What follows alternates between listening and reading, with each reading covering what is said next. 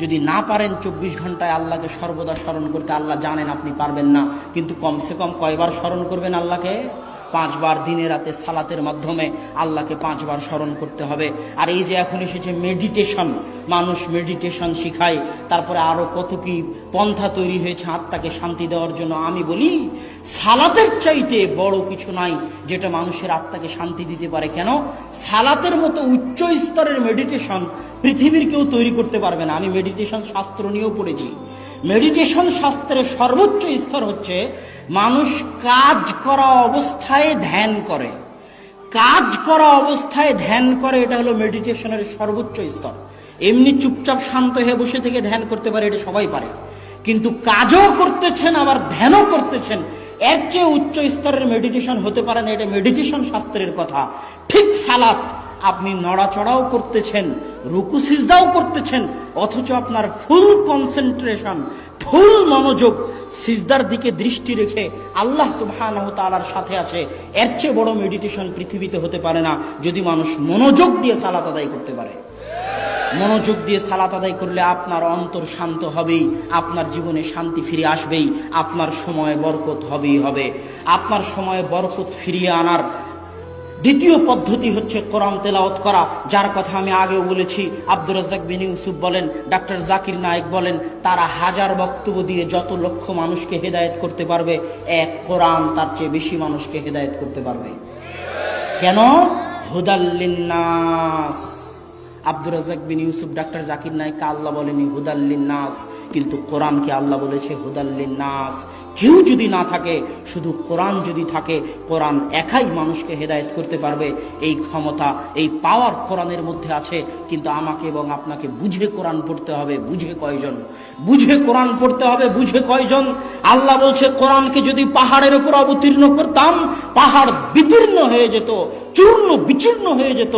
কোরআন এত দামি জিনিস, এত ভারী জিনিস, কিন্তু মানুষের কোরআন বুঝার মতো ক্ষমতা নাই। আপনি যদি কোরআন বুঝে পড়েন, আপনার চোখ দিয়ে পানি ঝরবেই ঝরবে, আপনার অন্তর ঠান্ডা হবেই হবে, কিন্তু বুঝার ক্ষমতা তো আমাদের নাই। এই জন্য ইবনে তাইমিয়া রাহিমাহুল্লাহ বলেছেন, প্রত্যেক মুসলমানের উপর কোরআন শিখা ফরজ। আলিফ বা তাসা বানান করে পড়তে পারা ফরজ জি না, কোরআন বুঝতে পারার মতো আরবি শিক্ষা করা প্রত্যেক মুসলমানের উপর ফরজ। ইবনে তাইমিয়া রাহিমাহুল্লাহর ফতোয়া। আরবি বুঝে কোরআন বুঝতে পারার মতো জ্ঞান অর্জন করা আপনাদের সবার উপর ফরজ। ফতোয়া ইবনে তাইমিয়া রাহিমাহুল্লাহ।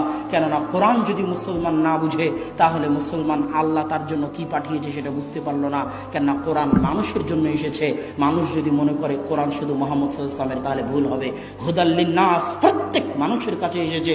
প্রত্যেক মানুষকে আরবি শিখে কোরআন বুঝতে পারতে হবে। কোরআন পড়লে সময় বরকত হবেই হবে, সময় বরকত হবেই হবে ইনশাআল্লাহ। শেষ কথা, আমাদের এই যুগে সময় থেকে বরকত কেড়ে নিয়েছে কোন জিনিসটা বলেন দেখি? মোবাইল।